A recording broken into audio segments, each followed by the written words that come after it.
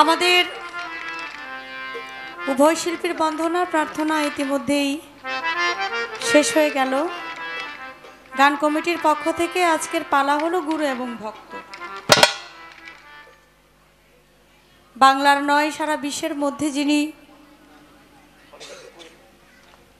সুনাম খ্যাতি অর্জন করেছেন, আমার শ্রদ্ধাভাজন ব্যক্তি রজ্জম দাউন সাহেব, সে বাবাজি আজকে গান করবেন গুরুর পালা নিয়ে।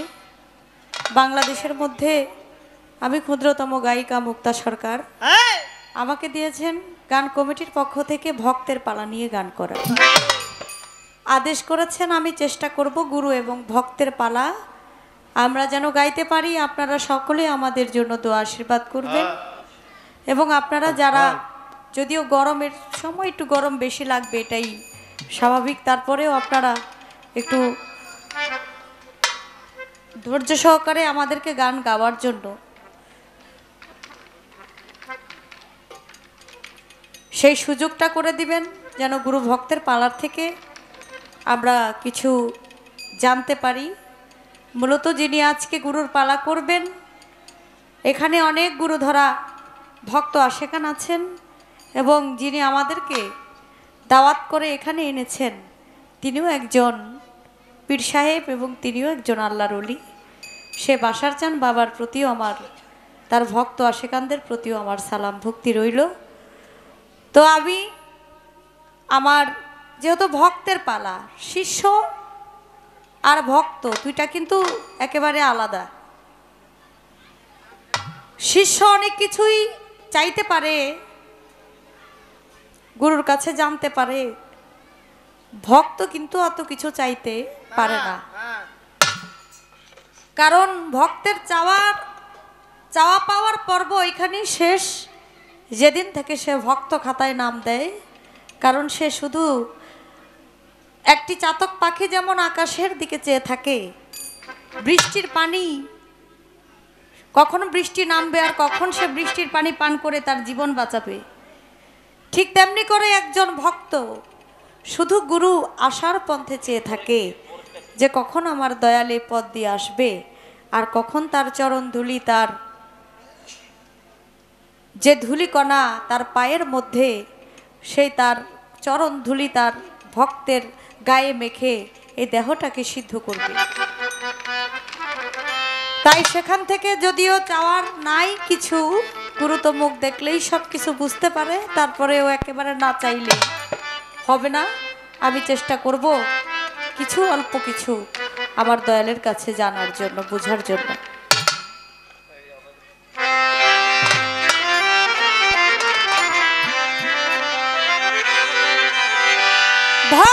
নদীর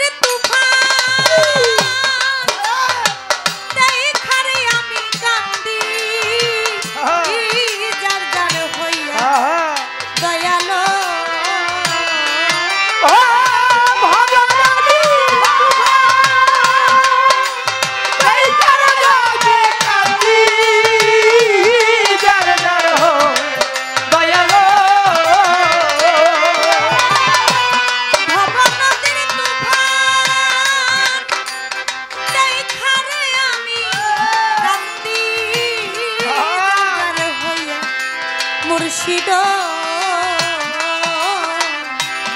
ভব নদীকে যাবো বাইয়া দয়াল, ভব নদীকে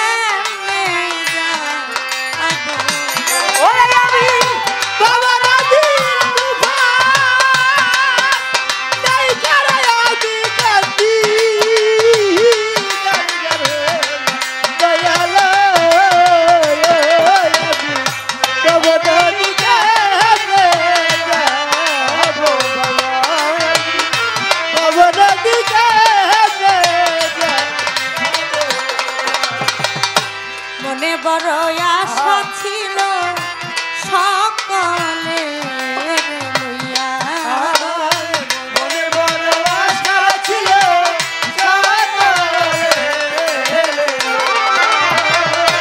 মনে বড় আশা ছিল সকলে লইয়া, ভব নদী পারি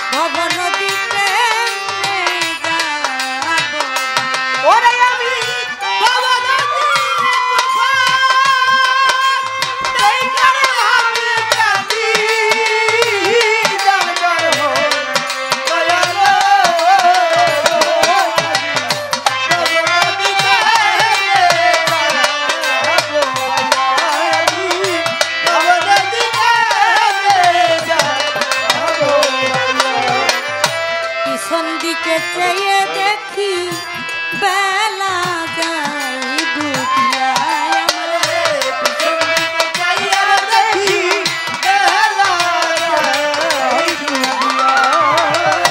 পিছন দিকে চাইয়া থাকি দয়াল বেলা যায় ডুবিয়া কোন দিন জানি আজ আইসাই আমার কান্দি বেকারিয়া মুর্শিদ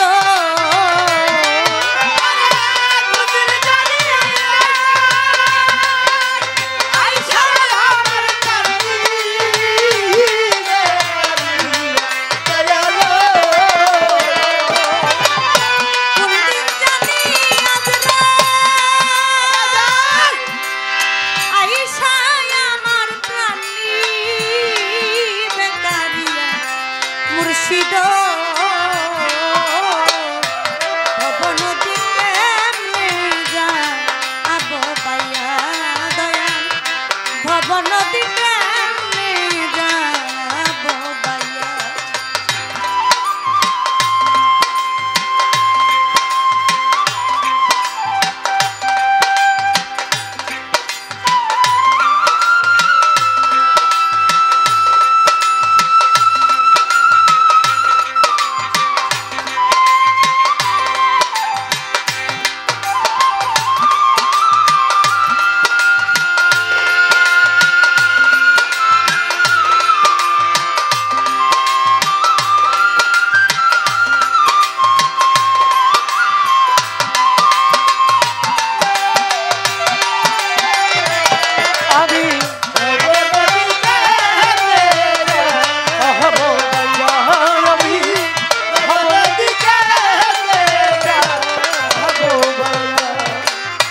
বাউল মেরা জালি কান্দে যায় না মাঝ বিছাইয়া দয়াল বাউল মেরা জালি কান্দে যায় না মাঝ বিছাইয়া বাউল মেরা জালি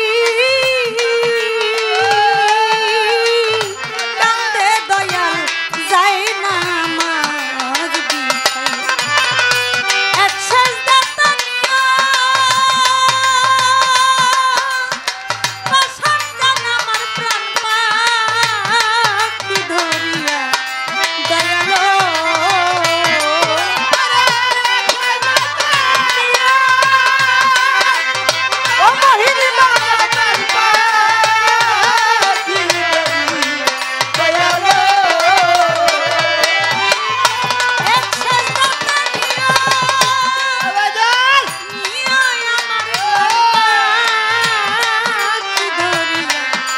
মুর্শিদ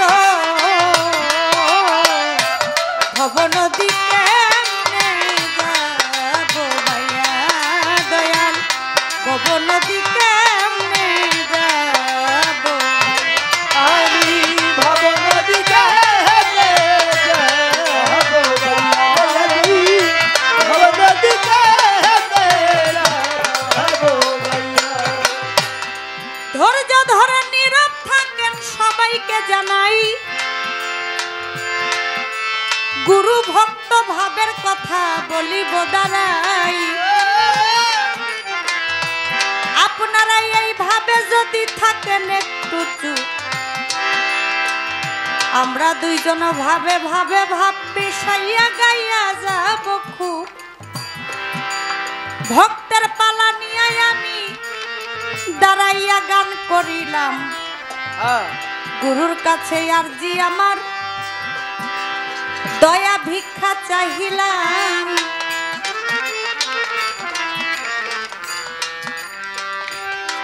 গানটা করেছি বাউল সাধক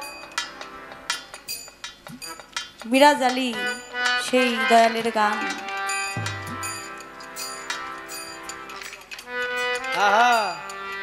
ভব নদীর তুফান দেখায় আমি কান্দি যার যার হইয়া ভব নদী কেমনে যাব ভাইয়া এটা কিন্তু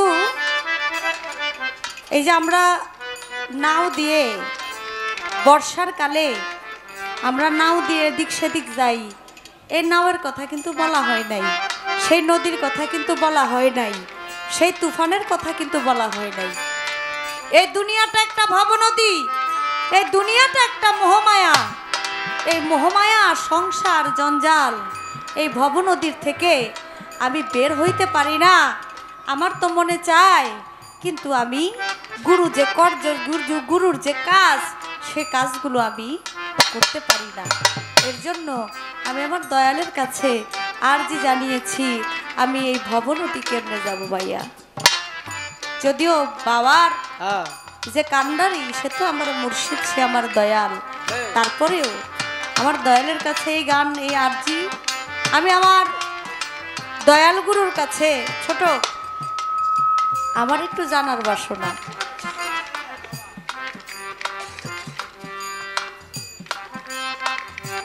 আমি জানিতে চাই আমার দয়াল গুরুর কাছে, আপনারা শুনবেন লক্ষ্য করে।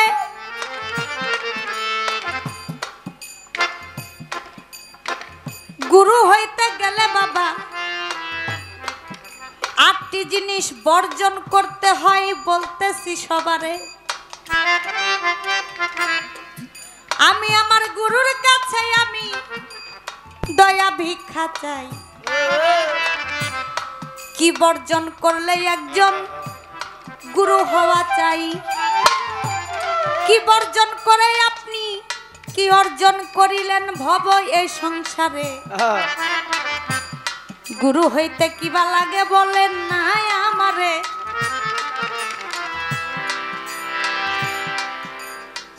একজন পীর হইতে গেলে, গুরু প্রকৃত গুরু হইতে গেলে তার 8টি জিনিস বর্জন করতে হয় এবং 8টি জিনিস অর্জন করতে হয়।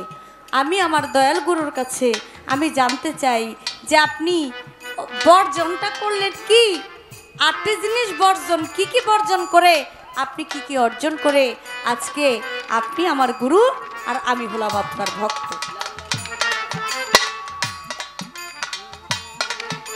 এই একটি কথা আমি জানতে চাই দয়াল গুরুর কাছে, আমি আর বেশি কিছু বলবো না। ভবনদী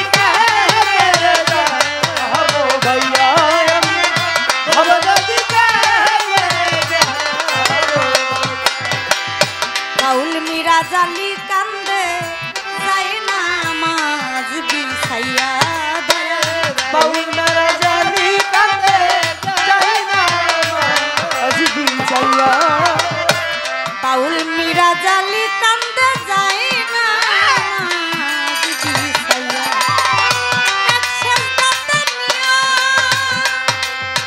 নিয়া আমার কাপা কি ধরিয়া মুর্শিদ,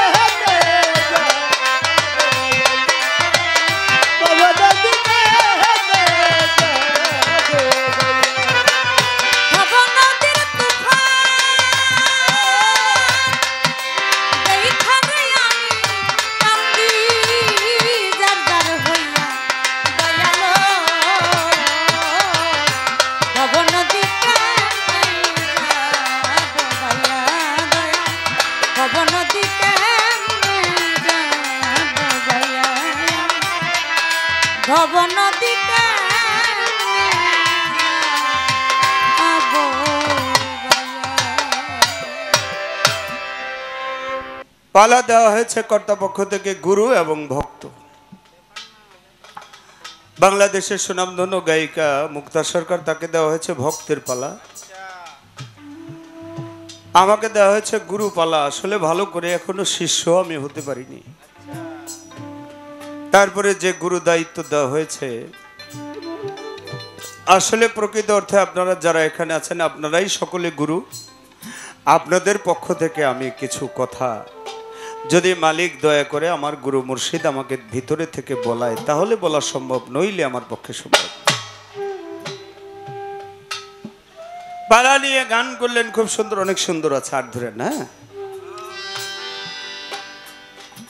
ভব নদীর তুফান দেখা আমি কান্দি যার যার হইয়া, ভব নদী কেমনে যাব ভাইয়া ভাইয়া। নৌকার বইটা দিয়া এ কথা তো হ্যাঁ জানে, ওইয়ো কিন্তু জানলে কি হইব, বইটা তো ঠিক থাকতে হইব। হ্যাঁ বইটা থাকলেই তো হইব না, আরে আরে বইটা ঠিক থাকতে হবে।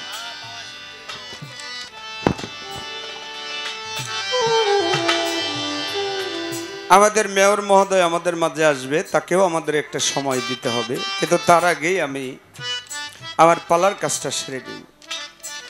দেখেন, আমি গত আসরে একটা কথা বলছিলাম বন্দনার পরের গানটার আগে, কি যে একটা মানুষ যখন যৌবনের কাতারে সে পাড়া দেয় তখন তার উপরে শুধু ফরজ নয়, ফরজে আইন হয়ে যায় তার জন্য মুরিদ হওয়া। আরে আল্লাহ পাক যেমন কোরআন শরীফ নাজিল করেছে আমার রসুলের উপরে, আমার হাবিবের উপরে, তেমনি ভাবে কোরআন শরীফের মধ্যে আমার আল্লাহ বলেছে এমন কোন জায়গা বাদ দেয় নাই যেই জায়গায় আমার রসুলের কথা আমার আল্লাহ পাক বলেন নাই, আহলে বায়াতের কথা বলেন নাই। আমার রসুলের কথা বলা মানেই মাওলা আলীর কথা বলা, আমার রসুলের কথা বলাই মানে মা ফাতেমার কথা বলা, রসুলের কথা বলাই মানে ইমাম হাসানের কথা বলা, রসুলের কথা বলা মানে ইমাম হোসেনের কথা বলা। তার প্রমাণ কোথায়? জিবরাইল একদিন আমার নবীর কাছে গিয়ে জিজ্ঞাসা করে, ইয়া রাসূলুল্লাহ আপনার বয়স কত? আমার নবী কয় আমার বয়স কত তা তো আমি তোমাকে বলা গণনা করে বলতে পারবো, কিন্তু তুমি এইটা বুঝবা কিনা এইটাই বিষয়। আমি বললে এটা তুমি বুঝতে পারবা কিনা এখানে হইল বিষয়। কিন্তু জিবরাইল তোমার কাছে আমার আগে একটা কথা, কি বলো, তুমি সৃষ্টি হয়ে সর্বপ্রথম কি দেখছো?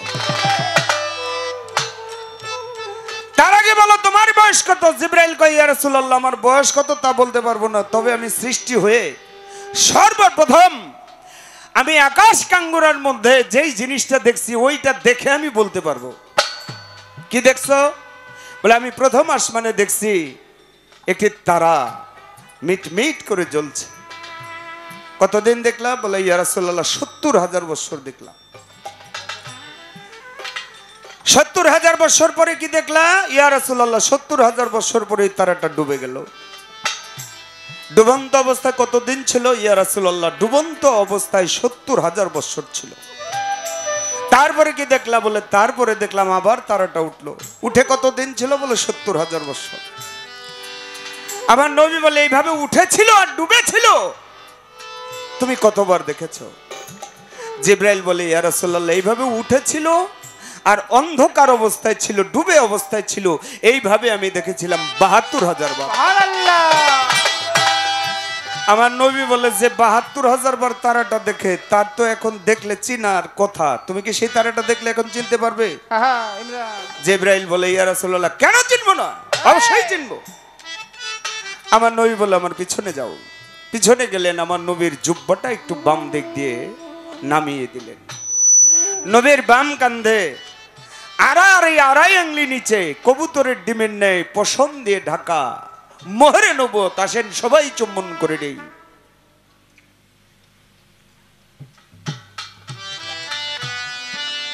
আমার নবীর ওই তারাটা দেখে ওখানে নবুয়তের মধ্যে ঝলমল ঝলমল করে জ্বলছে। জিবরাইল বলে ইয়া রাসূলুল্লাহ আমি জাতের কসম খাই, আমি ওই আল্লাহর কসম করে বলি এই তারাটাই আমি সেদিন আকাশ কাঙ্গুরার মধ্যে দেখেছিলাম।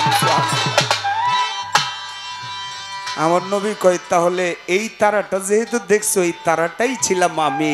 শুধু আমি না, এই তারার ভিতরে মিশ্রিত ছিল মাওলা আলী, ইমাম হাসান, ইমাম হুসাইন, আমার মা ফাতেমা। এইবার তুমি হিসাব করে দেখো জিব্রাইল আমার বয়স কত।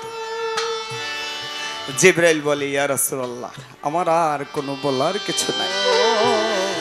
আমার নবী বলে, তুমি কি জানো মুহাম্মদের নূরে যে আকাশ দেখো সেই আকাশ সৃষ্টি, মুহাম্মদের নূরে জমিন সৃষ্টি, মুহাম্মদী নূরে বেহেশত সৃষ্টি, মুহাম্মদী নূরে দোজখ সৃষ্টি, মুহাম্মদী নূরে সমস্ত ফেরেশতা সৃষ্টি, মুহাম্মদী নূরে সমস্ত মানুষ সৃষ্টি, মুহাম্মদী নূরে 18,000 কুল মাখলুকাত নয় আরো মাখলুকাত আল্লাহ সৃষ্টি করেছেন। সুবহানাল্লাহ।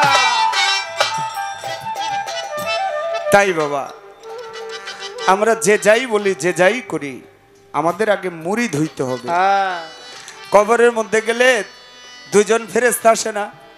নাম কি? মুনকার, কি? নকির। বিরক্ত হন নাকি আপনারা? মুনকার নকির কি জিগায়? 3টা প্রশ্ন করবে। 3টা প্রশ্নের ভিতরে আপনারা জিগাইব না কয় ওয়াক্ত নামাজ কায়জা করছেন, আচ্ছা, কয়টা রোজা বাদ দিছেন, আপনি কি কি করছেন, সুদ খাইছেন না ঘুষ খাইছেন, কিছুই জিগাইব না। 3টা প্রশ্ন। প্রথম প্রশ্ন, মান রাব্বুকা, তোমার রব কে? দ্বিতীয় প্রশ্ন করবে, ওয়ামান দিনিউকা, তোমার দিন কি?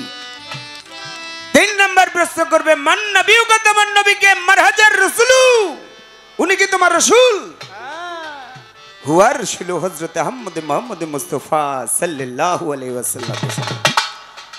যারা জবাব দিতে পারবে তারা তো নাজাত পাবে, তারাই তো জান্নাতি হবে। যারা জবাব দিতে না পারবে তাদের অবস্থাই করুণ হয়ে যাবে।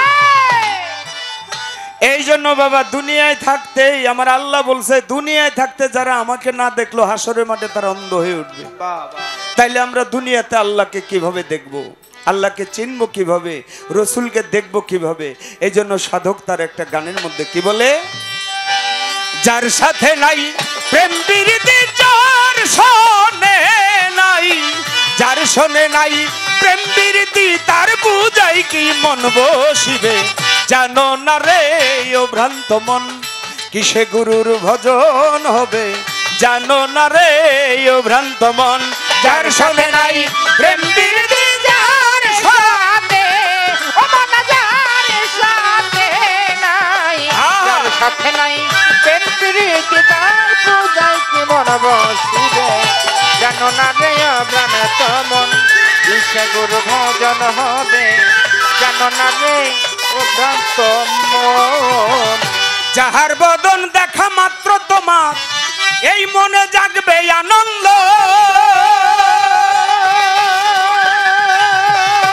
তারে বুকে জড়িয়ে দেব এই তো স্বয়ং গোবিন্দ।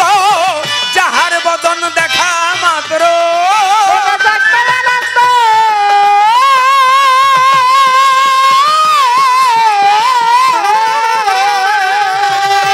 তারে বুকে জড়িয়ে ভেব এই তো স্বয়ং গোবিন্দ, দিয়ে তার প্রতি অঙ্গে প্রতি অঙ্গ করিও গোবিন্দের সঙ্গ, প্রতি অঙ্গে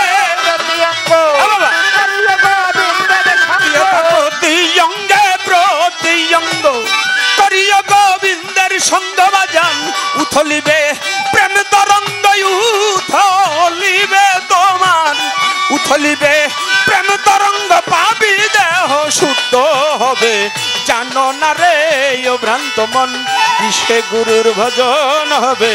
জানো না রে ও ভ্রান্ত মন, যার শোনে নাই প্রেম প্রীতি, যার শোনে, ও মনা যার শোনে নাই, যার শোনে নাই প্রেম প্রীতি, তার পূজায় কি মন বসিবে? জানো না রে অভ্রান্ত মন, কিসে গুরু ভজন হবে?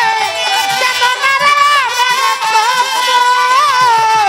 প্রেম সোহাগায় কাছে টানে, প্রিয়া কিংবা প্রিয়জন,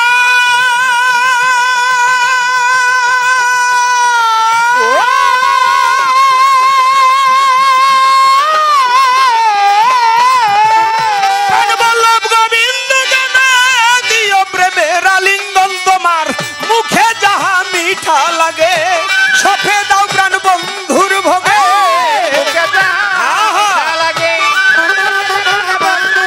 তোমার মুখে যাহা মিঠা লাগে মুর্শিদের ভোগে পরাণ কাঁদবে যাহার লেগে পরাণ কাঁদবে রে বাজান পরাণ কাঁদবে যাহার লুবে তাহার রূপে থেকো ডুবে জানো না রে ও ভ্রান্ত মন কিসে গুরুর ভজন ভজন হবে যার সনে নাই প্রেম প্রীতি যার সনে মন যার সনে নাই যার সনে নাই প্রেম প্রীতি তার পূজায় কি মন বসিবে জানো না রে প্রাণে তো মন ইচ্ছা গুরু ভজন হবে জানো না রে ও ভ্রান্ত মন সবার চাইতে গোপন পীড়িত যার সাথে আদান প্রদান তার প্রতিমায় পূজা দিতে লাগে না গো ভেদ বিধান পঞ্চরসে কাত্র করাই এই মানব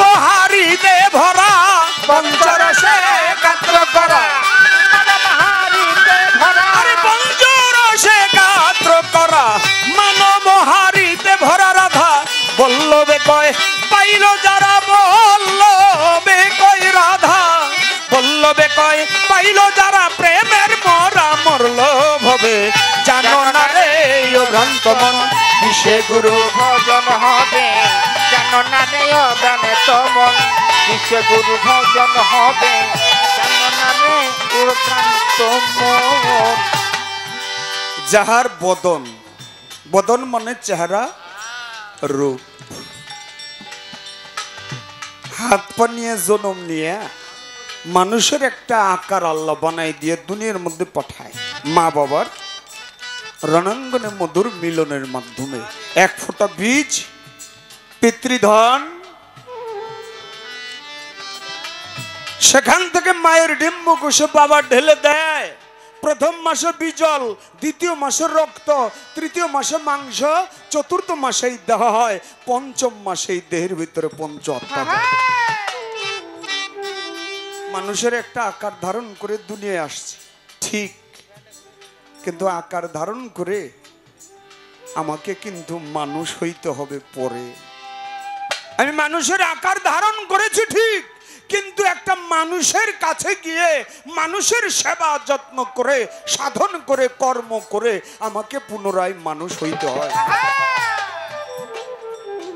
আচ্ছা বাবা স্কুলে দিল কলেজে গেল কলেজ থেকে ভার্সিটি ডিগ্রি নিতে সে বিদেশে গেল কানাডা আমেরিকা লন্ডনে গেল সে একজন ডক্টর হলো ব্যারিস্টার হলো জজ হইল উকিল হইল কিন্তু পৃথিবীর কোন স্কুল হাই স্কুল আছে ভার্সিটি আছে যেই ভার্সিটিতে পড়লে একজন বড় বীর হওয়া যায় যেই ভার্সিটিতে পড়লে একজন খাজা বাবা হওয়া যায় কোন ভার্সিটি সেটা মানুষ গুরুর ভার্সিটি এই জন্য সাইজির লালন বলছে মানুষ বুঝলেই সোনার মানুষ এই জন্য বাবা 8টা কর্ম তার আগে করতে হয় খেলাফত পাওয়ার আগে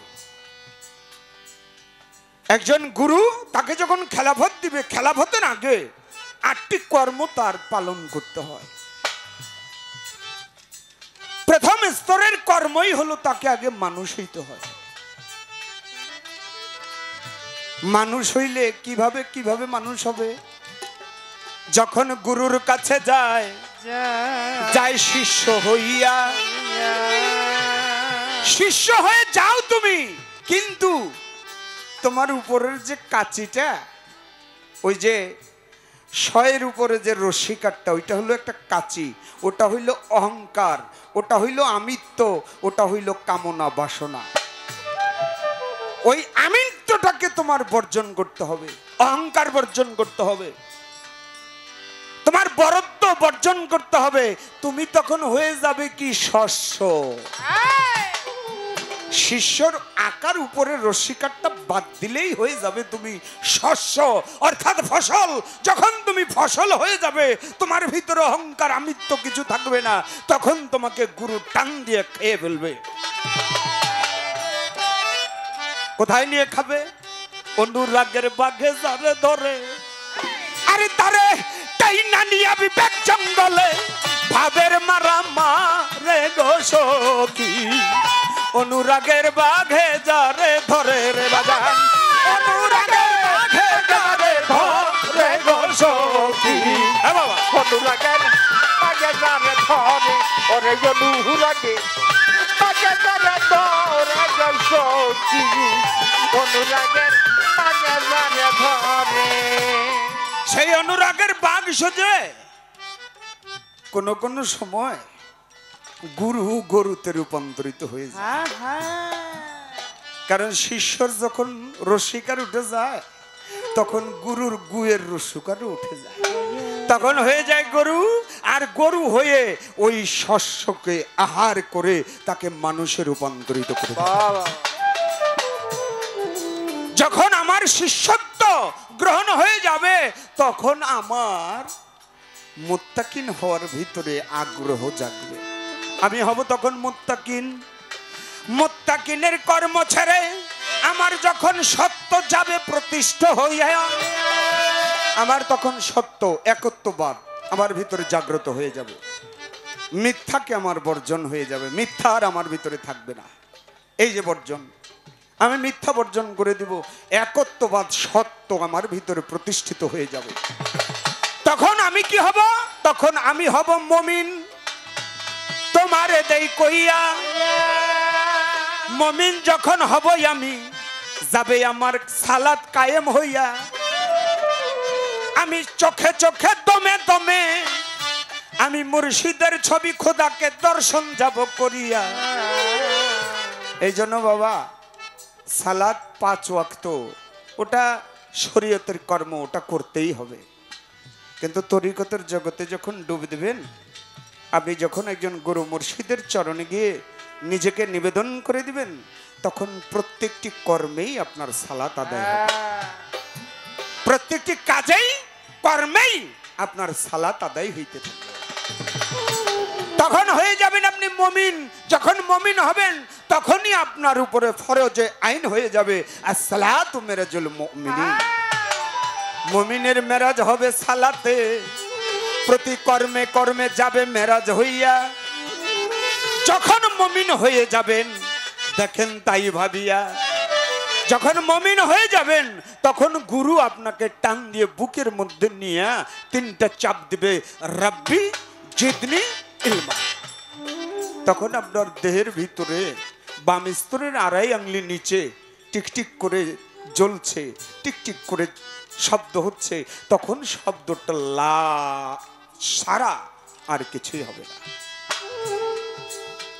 ইল্লাল্লাহ ধরে যাবে গুরুর কলবে জারি হইয়া, আবারও টান দিয়া গুরু ধরিবে চাপিয়া, আবার দিবে চাপ দিয়া, তারে দিবে ওলি বানাইয়া রে, আবার তারে চাপ দিয়া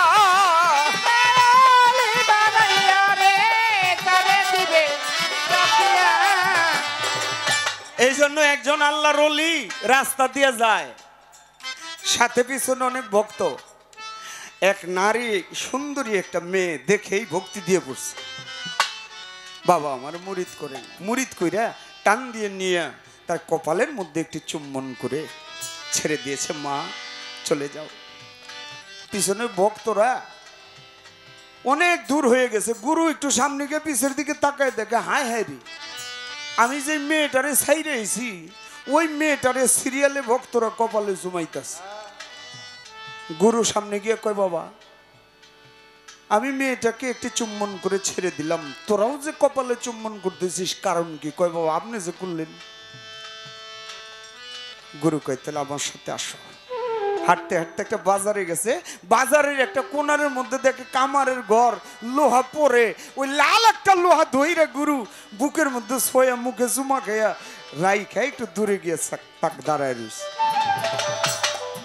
ভক্তরা দেখে দূরে দাঁড়াইয়া গোল হয়ে চুপ করে খাড়ে রয়েছে। বাবাই কই, কিরে বাবা এটা যদি দরস না চুমাস না? কয়, বাবা এটা আগুন, এটা ধরলেই পড়বো। গুরু কয়, বাবা এইটার চাইতে বড়ই আগুন যেইটা পিছে রাই খাই আইছ, ওই আগুন থেকে তুমি কি বাবা বাঁচতে পারিয়াছ? আগুন থেকে যদি বাঁচতে চাও, যদি ওই আগুনে বাঁচতে চাও, ধরো গিয়ে মুর্শিদের আগুন থেকে বাঁচতে চাও,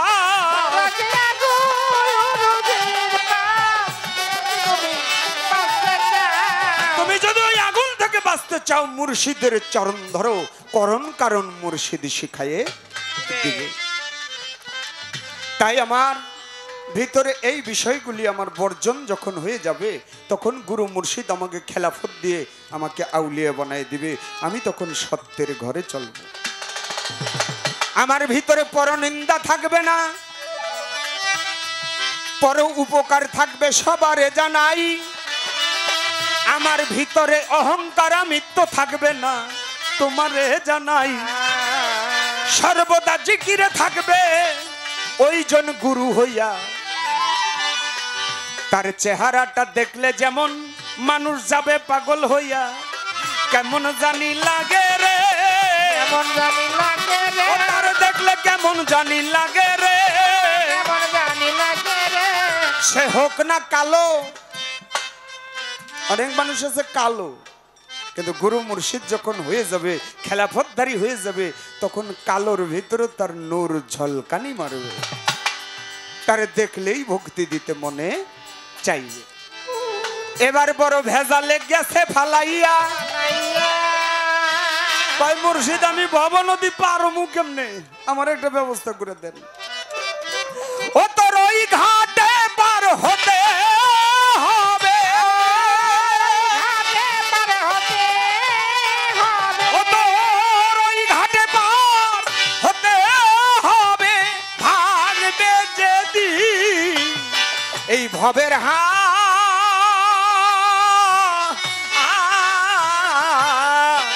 বৈতরণী নদী খেয়া ঘাট, বৈতরণী নদী খেয়া ঘাট, বৈতরণী নদীর খেয়া ঘাট। ও তোর ওই ঘাটে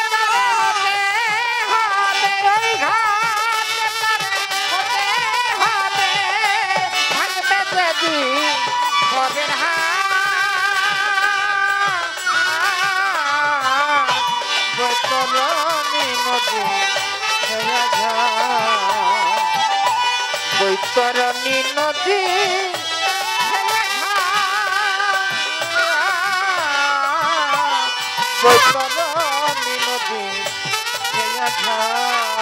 বাজান, যেদিন মন তুই সব হারাবি, স্ত্রী পুত্র আর ঘরের দাবি, যেদিন মন তুই সব হারাবি, স্ত্রী পুত্র ঘরের ওরে বাবা, যেদিন মন তুই সব হারাবি, স্ত্রী পুত্র আর ঘরের দাবি, আরে মায়াই ভরা এই পৃথিবী, মায়াই ভরা এই পৃথিবী, সরষে ভরা সোনার মা, বৈতরণী নদীর খেয়া ঘাট। ও তোর ওই ঘাটে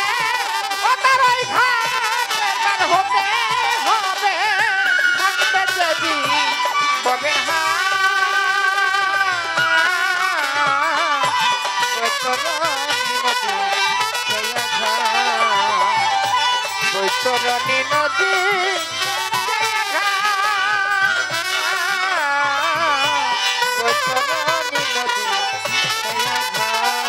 ঘাটের মাঝি প্রাণ গোবিন্দ, তার শোনে কেন নাই সম্বন্ধ, ঘাটের মাঝি প্রাণ গোবিন্দ, তার সাথে নাই সম্বন্ধ। ও বাবা, ঘাটের মাঝি তোমার প্রাণ গোবিন্দ, তার শোনে কেন নাই সম্বন্ধ, আরে ঘাটে খেয়া বন্ধ,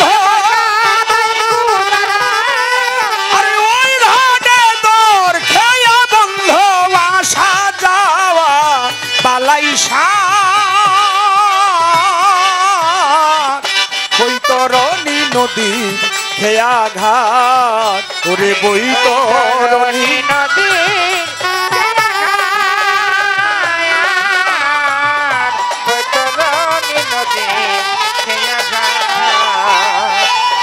বৈতরণী নদী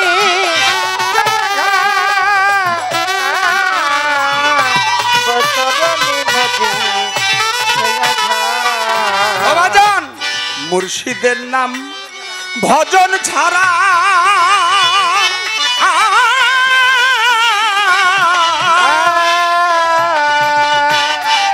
ও ভক্ত হবে না কারো পারের ভাড়া দয়ালের নাম ভজন সারা হয় না কারো পারের অমূল্যর তাই কপাল পোড়া অমূল্যর তাই কপাল পোড়া হোক না রাজা বড়লা বৈতরণী নদী বৈতরণী নদী